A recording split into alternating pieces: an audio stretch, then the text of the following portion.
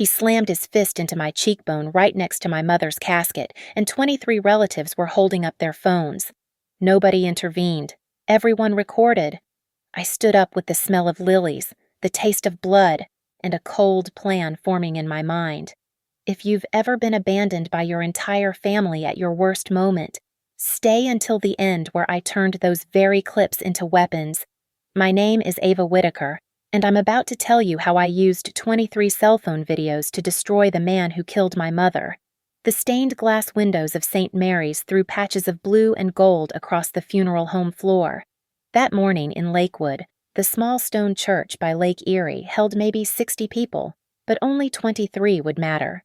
The smell of lilies hung thick enough to choke on, mixing with melting candle wax and that particular staleness that clings to places where grief lives. My mother's casket sat closed at the altar. Lynn Whitaker, finally at peace after 2 years of what Dale called losing her battle with cancer. I called it something else entirely. I stood in the second row, gripping the pearl rosary she'd worn at her first wedding to my real father. Dale Riker, my stepfather, had positioned himself in the front pew like he owned the place. Same way he'd positioned himself in our lives 15 years ago. Helpful neighbor becomes savior, becomes jailer. His construction worker hands folded in fake prayer. That salt and pepper beard he kept perfectly trimmed to look respectable. The congregation saw a grieving widower. I saw a murderer in a borrowed black suit. The hymn stopped mid-verse when I stepped into the aisle. "Excuse me," I said, my paramedic training keeping my voice steady despite the rage burning through my chest. "I'd like to say something about my mother." Dale's head snapped toward me. Those gray eyes that fooled everyone else showed me exactly what they always had: control and fury. "We discussed this, Ava," he said, standing slowly. "I'm giving the eulogy as her husband, as her daughter. I have that right." The whispers started immediately. Aunt Janet, in her too tight black dress, leaned toward her daughter. Uncle Ray shifted uncomfortably. Cousin Melissa always. Melissa already had her phone half raised, sensing drama. "You forfeited that right when you abandoned her," Dale said, louder now, playing to his audience. "Where were you during chemo? During the hard nights?" "You banned me from the hospital," I said clearly. "You changed her medical proxy. Enough." He moved toward me with that calculated slowness that used to terrify me as a teenager. But I wasn't 18 anymore. I was 32, trained to handle crisis, and I had questions that needed public answers. "Where's the life insurance money?" Dale. The policy that mysteriously changed beneficiaries 3 weeks before she died. The church went silent except for the rain starting against the windows. Dale's face flushed purple red. "How dare you? At her funeral, how fucking dare you?" She could barely hold a pen. The signature on those documents. He crossed the space between us in 3 strides. I saw his hand rising, had time to think about blocking it, but I needed this. I needed them all to see. His fist connected with my cheekbone, sending me sideways into the pew. The rosary flew from my hand, pearls scattering across hardwood. My vision starred. Copper filled my mouth. But through it all, I heard the sound I'd been counting on: the collective gasp, followed by the synchronized motion of 23 phones rising like salutes. They filmed everything. Every second of Dale Riker, grieving widower, beating his stepdaughter at her mother's funeral. The LED lights from their screens created a constellation of witnesses. I pushed myself up, cheek throbbing, and caught Dale's wrist as he reached for me again. "Go ahead," I said, loud enough for every phone to pick up. "Show them who you really are." He jerked away, suddenly aware of the electronic eyes on him. But it was too late. I could see the record buttons, the Instagram Live notifications, the hands steady despite the shock. My family, the ones who'd ignored my mother's bruises, who'd believed Dale's lies about her clumsiness, who'd chosen comfort over truth, were finally documenting reality. I stood fully, touching my split lip, and made eye contact with each person filming. Aunt Janet with her Samsung, Cousin Melissa with her iPhone 15 Pro, Uncle Ray, hands shaking but still recording. Even Dale's poker buddy Tom had his phone out.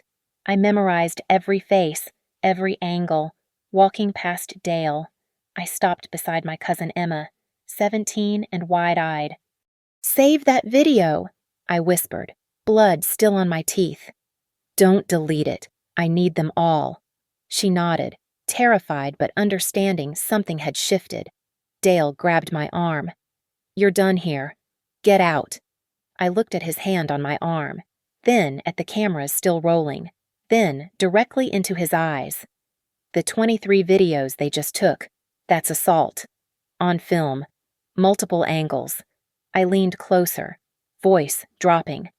"Mom kept records too. Hidden. I know about the morphine doses. The power of attorney signed 2 days after her stage 4 diagnosis. The contractor who notarized documents for cash." His grip loosened. "Film everything," I said to the room, pulling free. "He's not done performing." I walked out of my mother's funeral with blood on my white blouse and the absolute certainty that those 23 phones had just become 23 nails in Dale Riker's coffin. The house smelled like pine wood and promises the day Dale Riker first walked through our door.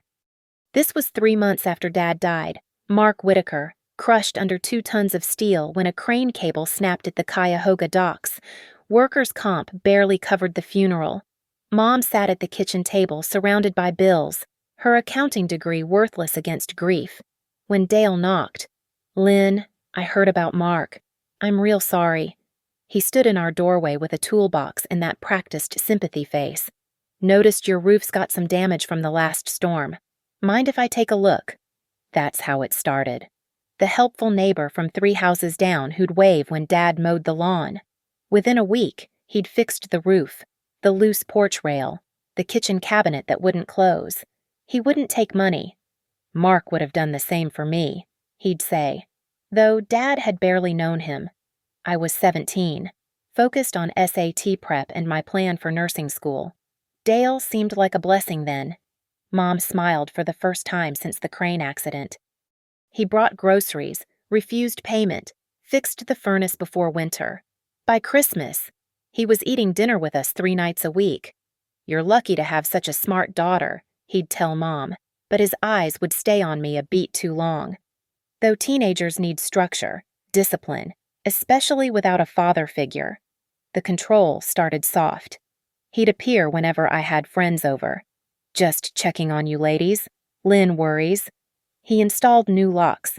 Better safe than sorry, but somehow only he and Mom got keys at first. Mine came weeks later, after I'd asked 6 times. Mom started deferring to him. Ask Dale became her answer to everything. "Can I stay after school for drama club? Ask Dale. Can I apply to Case Western? Ask Dale. Can I breathe without permission? Ask Dale." By the time I turned 18, he'd moved in. No discussion, just boxes appearing, his clothes in Dad's closet, his name on the refinanced mortgage he'd helped Mom secure. "Better interest rate," he explained, though I later learned it had actually increased.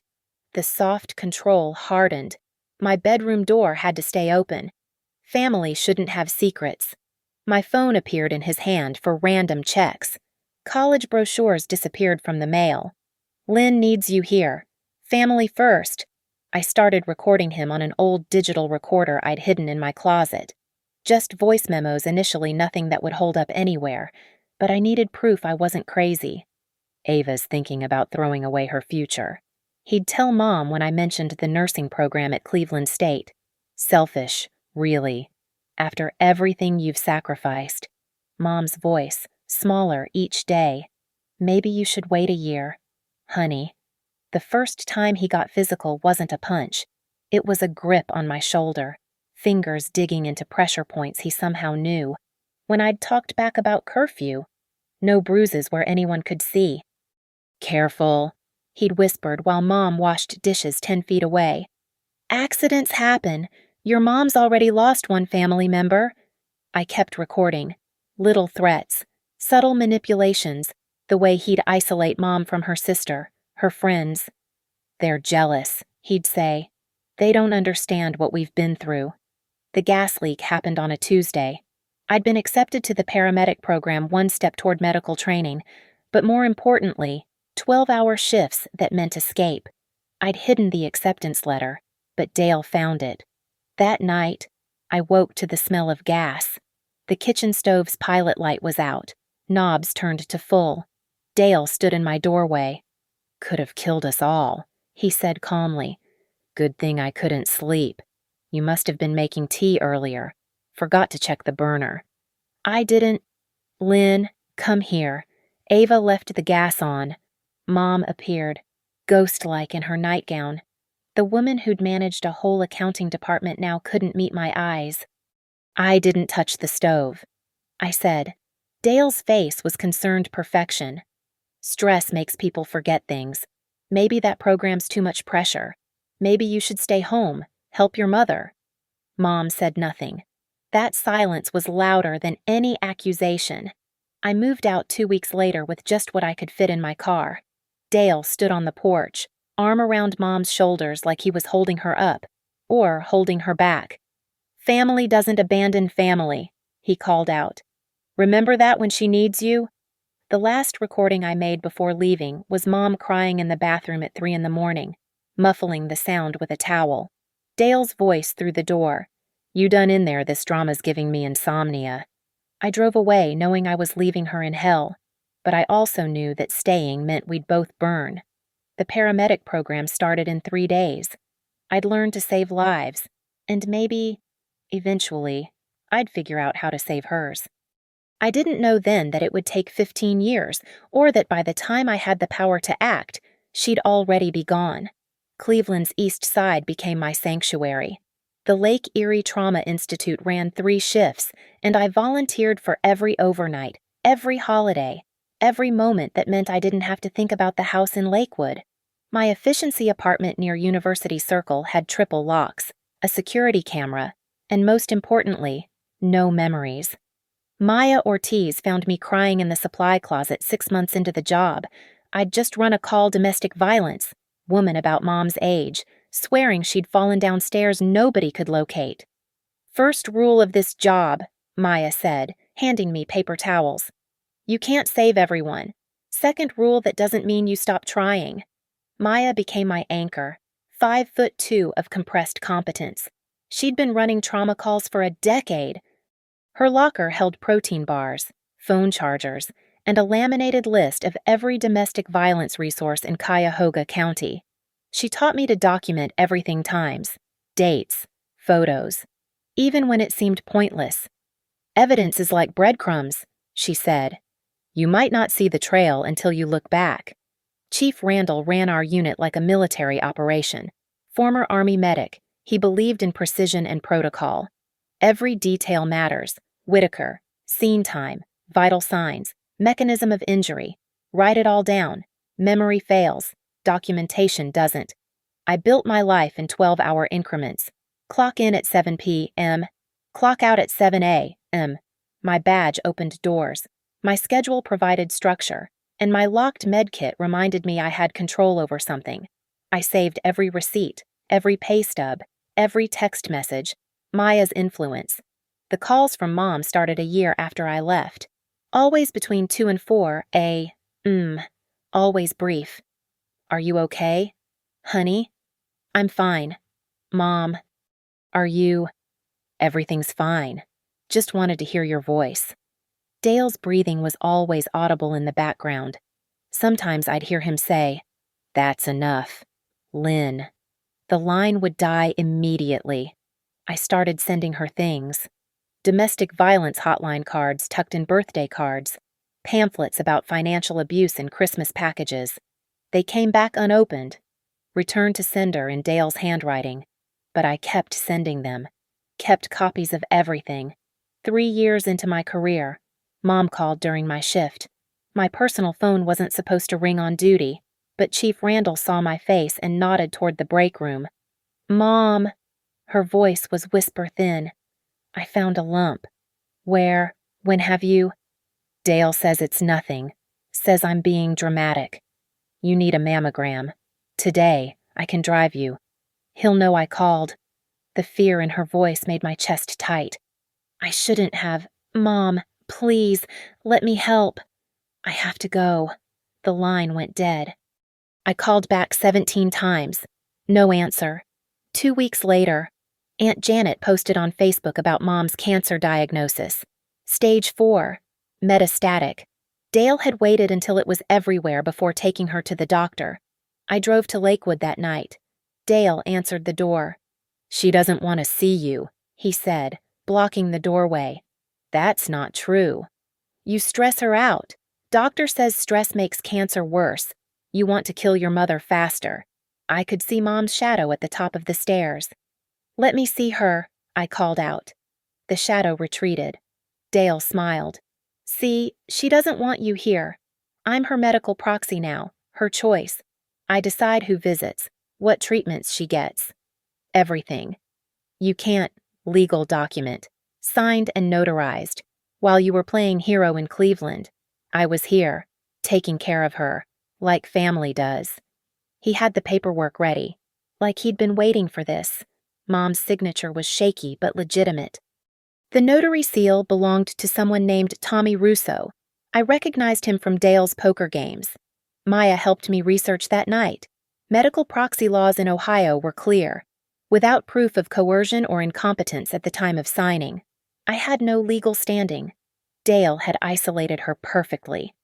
"There's got to be something," Maya said, scrolling through legal websites. "There is." I pulled up my laptop. "I'm going to document everything. Every denied visit, every medical decision, every financial transaction I can track. Build a case." That could take years. I thought about Mom's shadow retreating from the stairs. Then I better start now.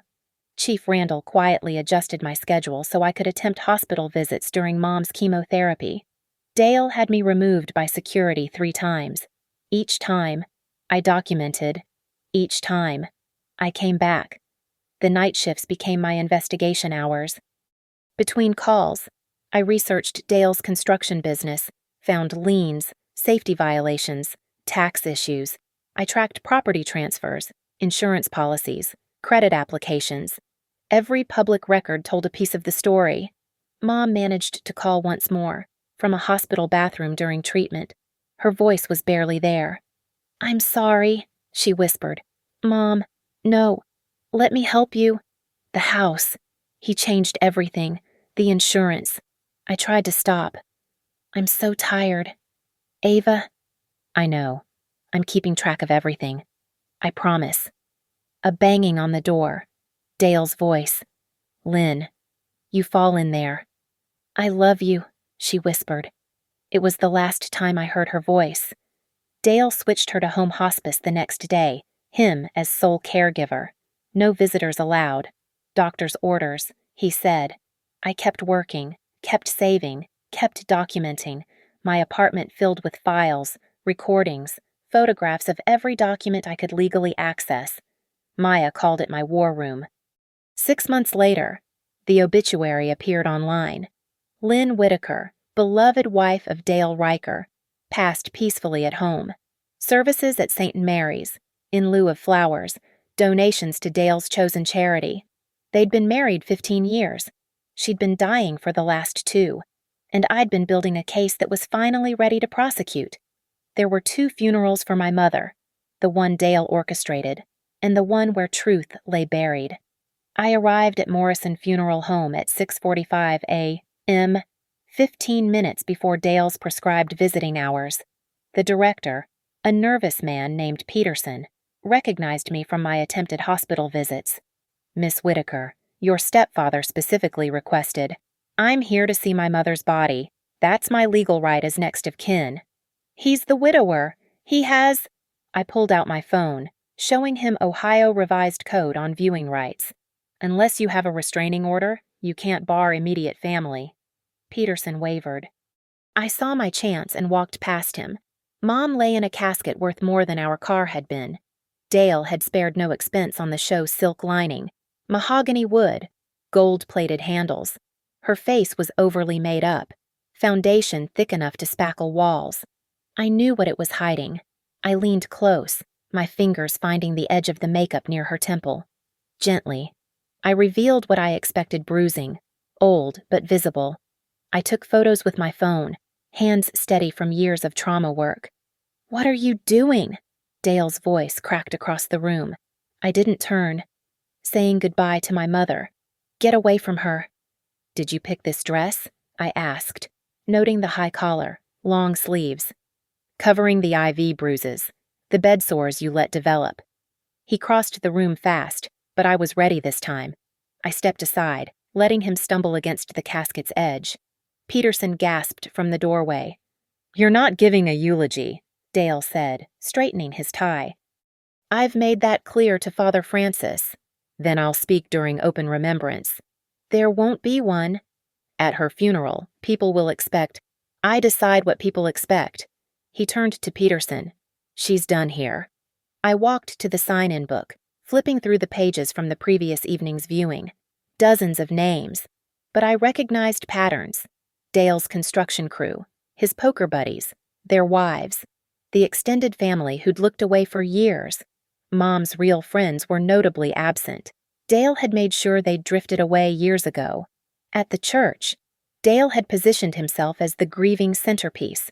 First pew, center aisle, tissues prominently displayed. The obituary photographer was someone from his crew, ensuring only approved images would circulate. He'd thought of everything, except the insurance. While he played his part, I sat with Harper Quinn, the attorney Maya had recommended. Former prosecutor, current estate lawyer, she'd seen enough to recognize patterns. "This supplemental life insurance policy," Harper said, showing me documents I'd pulled from public filings, "was purchased 18 months ago, right after her diagnosis. The beneficiary change happened 6 weeks ago, when Mom could barely hold a spoon, much less a pen. The signature's interesting, shaky, but arguably hers. The witness, though Tommy Russo, he's been in court before, check fraud case. He notarizes things for Dale, cash only." Harper made notes. "The original will from when your father died, you're the sole beneficiary. This new codicil leaving everything to Dale was added just last year. Different lawyer. One who lost his license 3 months ago for ethics violations." "Of course." "There's more. The insurance payout Dale's already filed for $300,000. Filed 36 hours before the funeral? He couldn't even wait until she was in the ground." Harper pulled up another document. "The morphine prescriptions concern me. Dosages increased dramatically the last month. No corresponding doctor's notes about pain management changes." I thought about Mom's last call, how quiet her voice had been. He was sedating her. That's harder to prove, but financial abuse, forgery, potentially fraudulent insurance claims, that's a trail we can follow. Back at the church for the service, I watched Dale perform grief. He'd prepared a 20-minute eulogy about their love story, how he'd saved the widow and her troubled daughter, provided stability, cared for Lynn through her tragic illness. He actually used the word burden 3 times, describing Mom's final months. The rage in my chest felt volcanic, but I held it, watching, documenting. 3 of his friends were recording the eulogy on their phones for posterity. They probably thought, more evidence for my collection. Father Francis, elderly and clearly uncomfortable, rushed through the service. When he asked if anyone wanted to share memories, Dale stood immediately. "That won't be necessary. Father, we've said enough." "Surely her daughter—" Father Francis looked at me. "She's too emotional," Dale interrupted. "It wouldn't be appropriate." That's when I stood. "I have questions about my mother's death." The church went silent. "This isn't the time," Dale said. "When is you've blocked me from the house, from her doctors, from her legal documents? When exactly should I ask about the insurance policy you changed, the morphine doses, the will that mysteriously appeared?" That's when he snapped, when the mask finally slipped in front of everyone, when he crossed that church floor and struck me, not knowing about the phones, the recordings, the years of documentation waiting to destroy him. But I knew. I'd counted on his rage, his need for control, his inability to let me have even one moment of truth at my mother's funeral. The picture from Mom's dresser, the one I'd grabbed during my last attempted visit, security escorting me out, showed her wearing Dad's old baseball cap at a picnic. Laughing. No makeup. No careful positioning. Just joy. That was the woman who died. Not Dale's victim, but Lynn Whitaker, who'd once run an accounting department, who'd loved mystery novels and jazz music, who'd made the best lasagna in Ohio. That was the woman I was about to avenge. Dale thought the funeral was his victory lap, his final control over both of us. He had no idea it was actually the beginning of his end. Every document he'd forged, every lie he'd told, every blow he'd landed, I had it all. The funeral wasn't an ending. It was evidence. The swelling on my cheek had turned purple-green by the time I got back to my apartment.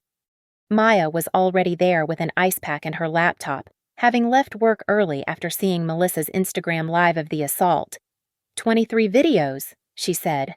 I've been tracking the social media posts. Some are already deleted, but I screenshot everything first. We need the original files. Way ahead of you. Maya pulled up a document. I'm creating a memorial video montage for your mom. Already messaged the family group chat asking everyone to send their footage from today so I can honor Lynn's memory properly. The responses came quickly. Aunt Janet sent hers with crying emojis. Cousin Brad added his with, "So sorry for everything." Even Dale's friend Tom transferred his video, probably thinking it showed him in a sympathetic light as he tried to calm things down. Each video told the story from a different angle. Melissa's showed Dale's first approach, his fist clenching. Uncle Ray caught the actual impact, my head snapping sideways. Emma's footage was the steadiest she'd kept recording even after I left, capturing Dale's subsequent rant about ungrateful daughters and the relatives consoling him. Jesus, Maya muttered, syncing the timestamps. Look at this. She'd created a split-screen timeline. 4 different angles showed Dale's approach. You could see him check the room first, gauge the distance to the door, position himself to block my exit. This wasn't rage, it was calculated violence. There, I pointed at Tom's footage. Volume up. Dale's voice, clear as day. I already took care of the insurance money. She's not getting a fucking penny of what's mine. Maya saved that clip separately. That's admission of insurance fraud on tape. Harper Quinn arrived at 9 p.m. with a court reporter and a forensic accountant she'd called in as a favor. We turned my living room into a war room, laptops, documents, external drives, and 23 videos on constant replay. This is prosecutable assault, Harper said immediately. But that's just the beginning. Show me everything else. I pulled out my files, 5 years of documentation, bank records showing Dale's suspicious transfers, medical records I'd managed to obtain showing Mom's actual condition versus what Dale reported, the original will, the forged codicil, photos of Mom's hidden bruises from my early morning funeral home visit, the forensic accountant, a woman named Patricia Vance, whistled low. This refinance on the house he pulled out $200,000 in equity. The money went to an account only in his name. Can we prove Mom didn't consent? The notary date corresponds with a medical record. Patricia pulled up another document. Your mother was admitted to Cleveland Clinic that day for emergency treatment.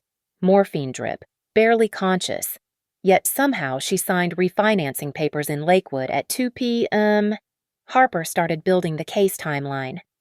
We have physical assault on video, financial fraud with documentation, suspected medical abuse with prescription records, and now 23 witnesses who can't claim they didn't see anything. They'll protect him, I said. They always have. Not this time. Harper pulled up the family group chat Maya had screenshot. Look at the comments under the videos. The tide was turning. Younger cousins were asking questions.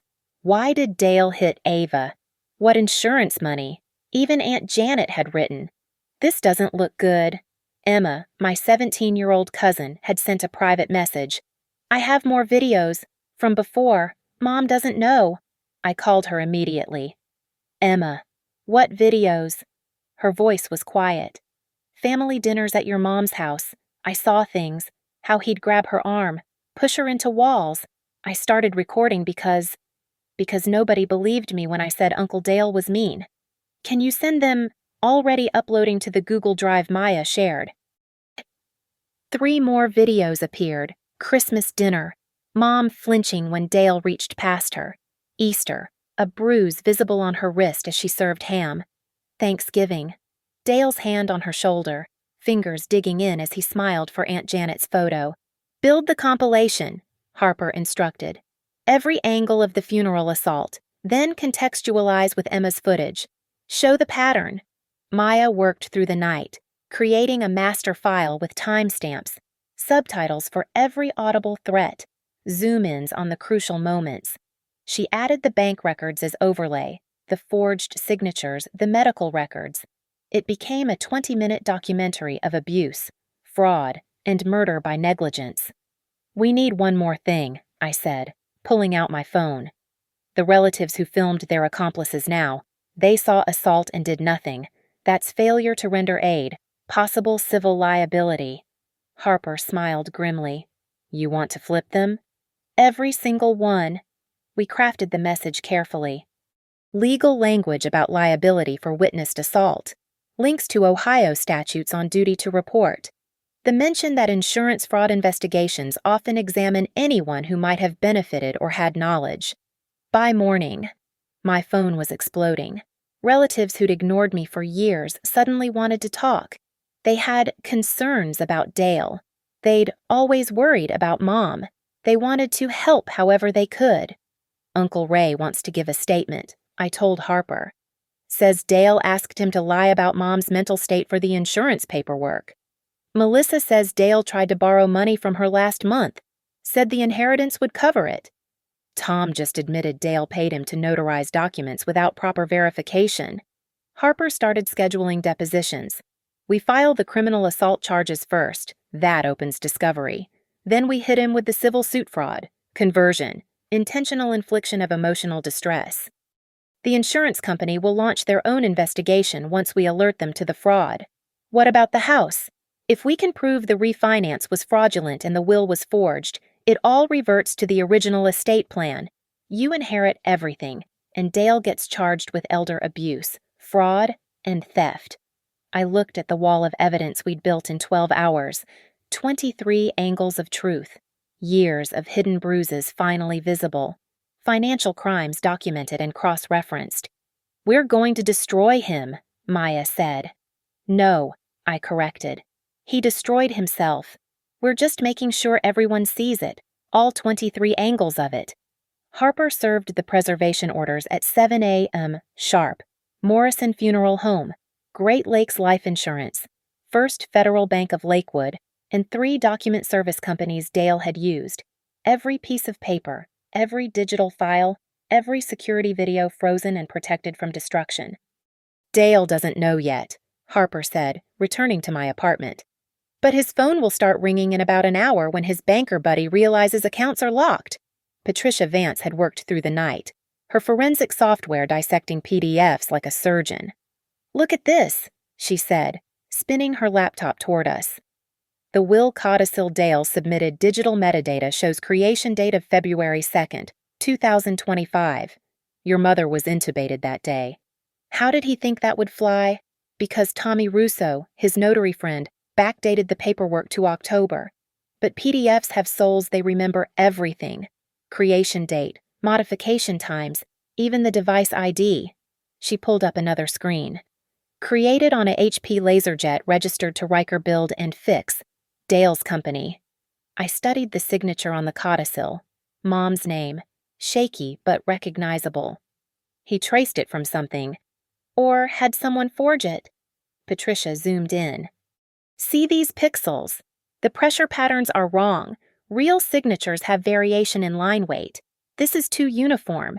Someone practiced her name until they could mimic it. Harper's phone buzzed.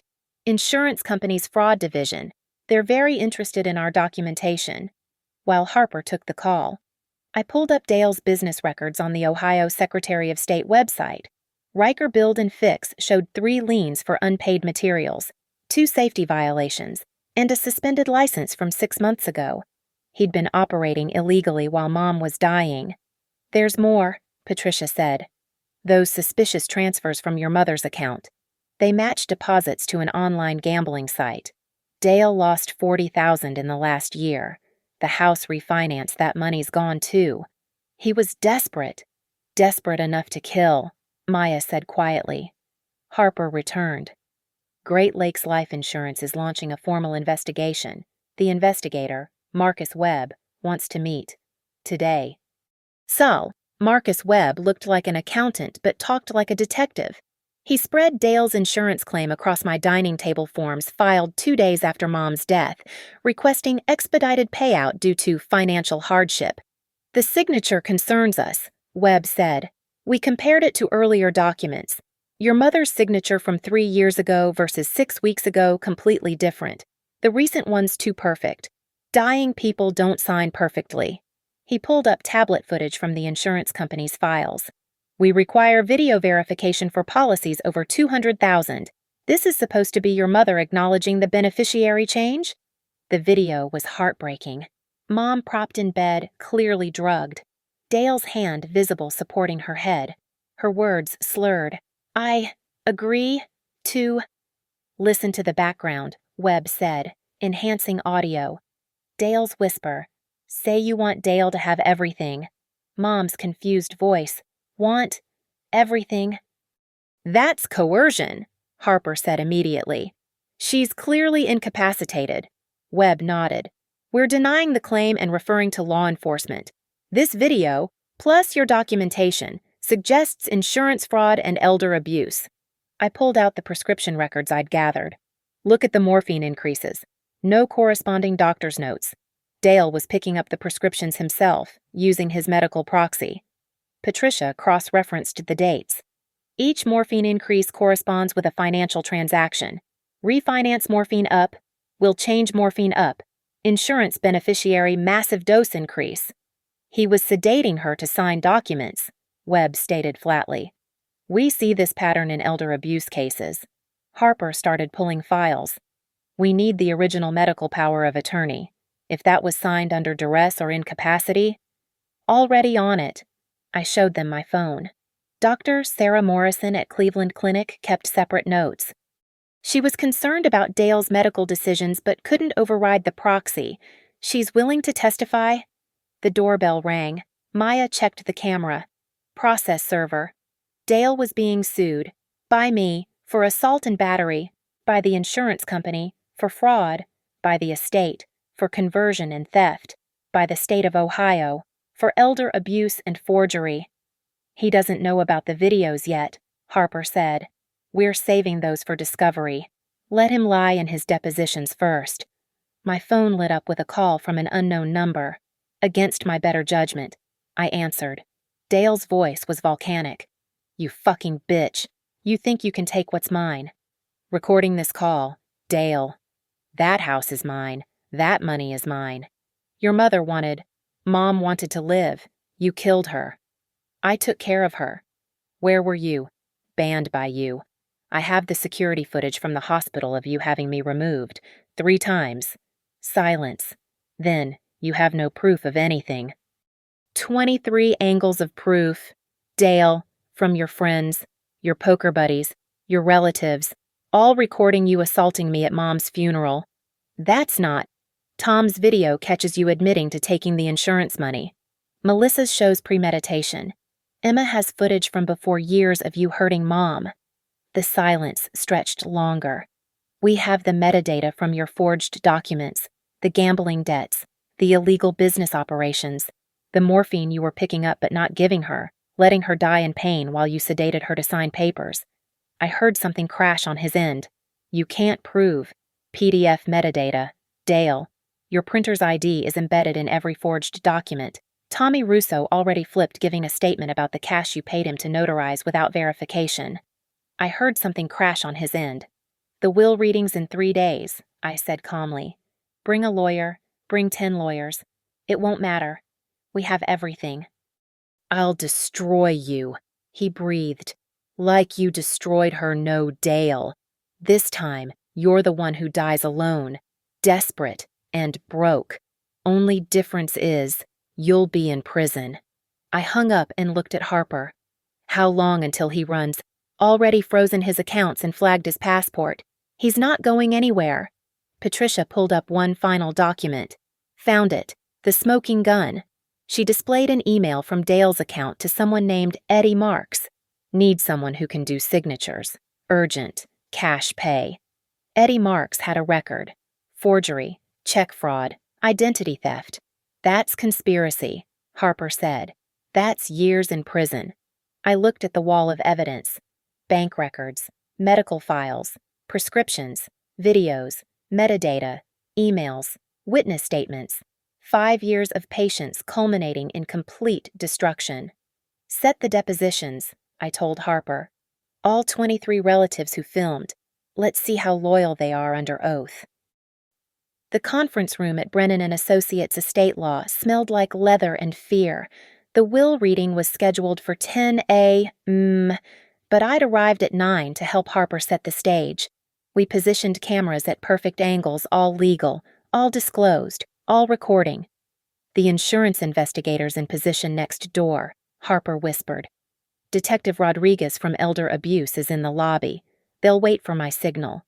I'd dressed carefully. Professional black suit, Mom's pearl earrings, visible bruising from Dale's assault still purple-yellow on my cheek. Let them all see what their silence had cost. The relatives arrived in clusters. Aunt Janet with her husband, both avoiding eye contact. Uncle Ray clutching his phone like a life preserver. Cousins Brad, Melissa, and Emma. The younger ones looked terrified. Good. Dale entered at 9:58 with a cheap lawyer named Mitch Garrison who reeked of cigarettes and desperation. Dale had dressed in his funeral suit, playing the grieving widower again. He saw the cameras and froze. "Those need to go," Garrison said immediately. "Ohio Revised Code permits recording of legal proceedings with disclosed consent." Harper replied smoothly. "Signs are posted. Continuing into this room constitutes consent." Dale's jaw worked. He sat down hard, directly across from me. I smiled and pushed a folder across the table. "What's this?" Garrison grabbed it. "Discovery materials Dale requested. 23 videos from the funeral. Thought he might want to review them before we begin." Dale went pale. The notary public, an elderly woman named Dorothy Banks who'd been doing this for 40 years, cleared her throat. "We're here for the reading of Lynn Whitaker's last will and testament." "Which one?" I asked innocently. "The legal one from 2010, or the forgery from this year?" Garrison started to object, but Harper cut him off. "We've submitted evidence to the probate court challenging the recent codicil. Until that's resolved, we proceed with the original will."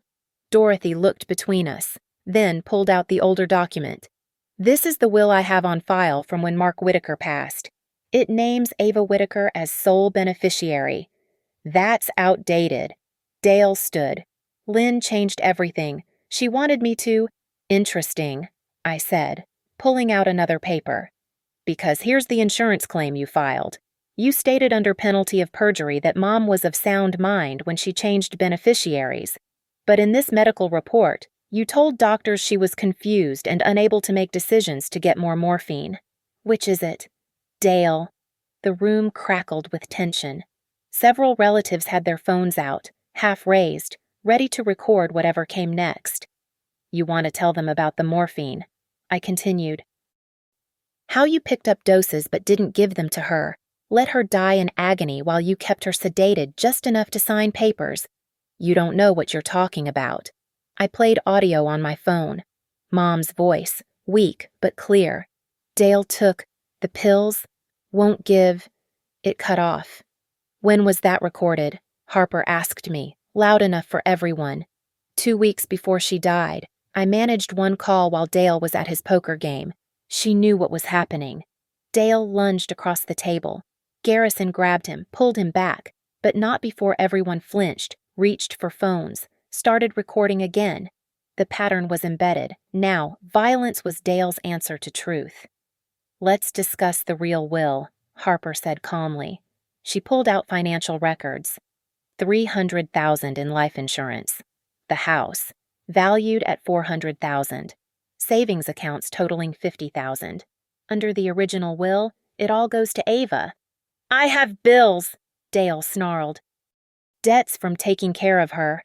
Gambling debts, Patricia Vance said, entering the room with a box of documents. $40,000 to online casinos. $20,000 to a bookie named Vincent Torino. Those aren't medical expenses, Dale's lawyer whispered urgently in his ear. Emma suddenly stood. I have something to say. Everyone turned to the 17-year-old. Aunt Lynn tried to call me. 3 weeks before she died. Emma's voice shook but carried. Dale caught her. I heard him hit her. Then he took her phone, said if she tried again, he'd make sure she died alone. That's a lie, Dale roared. Emma pulled out her phone, played a voicemail, background noise, muffled voices, then clear as day the sound of impact. Mom crying. Dale saying exactly what Emma had quoted.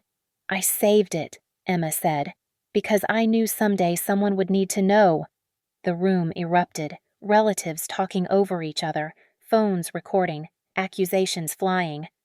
Dale stood again, and this time Garrison couldn't hold him. You're all parasites, Dale shouted. Coming for money that's mine. I earned it. 15 years of listening to her whine about Mark, about missing him, about her precious daughter who abandoned her. Keep talking, I said quietly. He didn't notice Harper texting, didn't see Patricia opening the door. I renovated that house. I paid those bills. I deserved compensation. So you killed her for it? She was dying anyway. The cancer was everywhere. I just managed the timeline. The room went silent. 23 phones captured the confession. You managed the timeline, I repeated. By withholding pain medication, by overdosing her to sign documents, by preventing medical interventions that could have extended her life. She was suffering. No, Dale, you were suffering. $40,000 in gambling debts. Business failing. You needed her dead before the money ran out. Detective Rodriguez entered with 2 uniformed officers. Marcus Webb from the insurance company followed. Dale Riker, Rodriguez said. You're under arrest for elder abuse, fraud, and felony theft. Dale looked around wildly, his poker buddies, his relatives, everyone stepping back, phones still recording. Mitch, do something. Garrison was already packing his briefcase. I'm withdrawing as counsel. The officers cuffed Dale. For the second time in a week, I watched him restrained in front of the family, but this time the cameras were mine, the script was mine, the ending was mine. The insurance claim is denied, Webb announced. We're also pursuing criminal charges for insurance fraud. The estate will be distributed according to the original will, Dorothy Banks said, her voice steady despite the chaos. Ava Whitaker inherits all assets. As the officers led Dale toward the door, I stood. Dale. He turned, hatred burning in his eyes. 23 angles, I said. Every single person you thought would protect you became a witness against you. That's what happens when you mistake fear for loyalty. Emma moved to stand beside me. Then Maya. Then, surprisingly, Aunt Janet. One by one, the relatives chose sides, and Dale stood alone except for the officers holding his arms. Mom kept journals. I lied smoothly. Hidden, dating back years, every bruise, every threat, every forged signature. I'll make sure the prosecutor has them for sentencing. Dale's face went gray. The officers pulled him out, but I heard him shouting down the hall about frame-ups, conspiracies, his rights. Harper turned to the room. Anyone who participated in, witnessed, or had knowledge of the abuse and failed to report it may face civil liability. I suggest you all retain counsel. The exodus was immediate. Relatives scattered, phones clutched, probably already deleting videos, texts, emails. Too late. We had everything backed up, archived, ready. The courthouse elevator descended with Dale inside, hands cuffed, 2 officers flanking him. Through the glass walls of the conference room, I watched 23 phones track his movement like a synchronized dance. The same relatives who'd filmed my humiliation were now documenting his destruction. Harper pulled up the multiple lawsuits on her tablet. Civil battery charges from the funeral assault, insurance fraud from Great Lakes Life, elder abuse from the state, forgery charges from the DA's office, financial exploitation from the estate. How much time? Maya asked. Combined 15 to 20 years minimum. He'll die in prison. Detective Rodriguez stepped back into the room. We'll need those videos for evidence. Already uploaded to a secure server, Patricia said. Time-stamped, authenticated, chain of custody preserved. I walked to the window, watching as the police car pulled away with Dale in the back. 3 news vans were already outside. Someone had leaked the story. Local man arrested at will reading for elder abuse. The 23 videos would go viral within hours. Marcus Webb approached with final paperwork. The insurance company is pursuing criminal charges. We're also investigating 3 other policies Dale tried to take out on your mother. All denied, but the pattern shows premeditation. He was shopping for a payout, I said. For 2 years. Started right after her diagnosis. Aunt Janet hadn't left. She stood in the corner, clutching her purse, tears streaming. Ava, we knew something was wrong, but Dale said Lynn was just depressed, that you'd abandoned her, that we shouldn't interfere. You chose to believe him. We chose the easy path. She pulled out her phone, showed me a video I hadn't seen. This is from last Christmas. Lynn tried to slip me a note. Dale caught her. The footage was damning. Mom's desperate attempt. Dale's smooth intervention. His whispered threat that the camera barely caught. Send it to Harper, I said. Then live with what you enabled. One by one, the relatives filed past, some apologizing, some justifying, most silent. Emma stopped, hugged me briefly. I'm sorry I didn't do more. You were a child. You did what you could. The room emptied except for Harper, Maya, Patricia, and me. On the conference table, Dorothy Banks had left the original will, properly executed now. Everything Mom and Dad had built, everything Dale had tried to steal, was mine. There's something else, Harper said, pulling up her phone. Security footage from the funeral home, the morning you visited your mother's body. The video showed me uncovering the bruises, taking photos, documenting truth. But it also caught something I'd missed Dale in the parking lot, watching through the window, phone in hand. He knew what you were doing, Harper said. He knew you were building a case. That's why he hit me at the funeral. He thought violence would stop me, like it stopped Mom. Instead, it gave you 23 witnesses. I picked up my phone, scrolled through the family group chat. The videos were spreading. Cousins sharing to Facebook, tagging news stations, adding commentary about always suspecting and justice for Lynn. The conference room door opened. A young prosecutor named James Worthington entered. Ms. Whitaker, I'm handling the criminal case. We'd like to discuss a plea deal for Dale. No deals. He's offering to confess to everything in exchange for manslaughter instead of murder charges. He confessed already, 23 times from different angles. No deals. Worthington smiled. Good. I was hoping you'd say that. With your evidence, we can pursue first-degree murder charges. The morphine withholding shows torture. The financial motive shows premeditation. My phone buzzed. A text from an unknown number. I opened it. A photo of Dale in processing. Orange jumpsuit, holding his booking number. Someone at the jail had already leaked it. Post it, Maya said, reading over my shoulder. Let everyone see what he really is. I uploaded it to Facebook with a simple caption, Justice for Lynn Whitaker, 2010-2025. Within minutes, hundreds of reactions. Comments from Mom's old co-workers, neighbors who'd wondered why they'd stopped seeing her, nurses from the hospital who'd suspected something. The truth spreading like wildfire after years of silence. The elevator dinged. Dale's lawyer, Garrison, returned with a box. His personal effects from the house. He wants you to have them, Some kind of peace offering. I opened the box.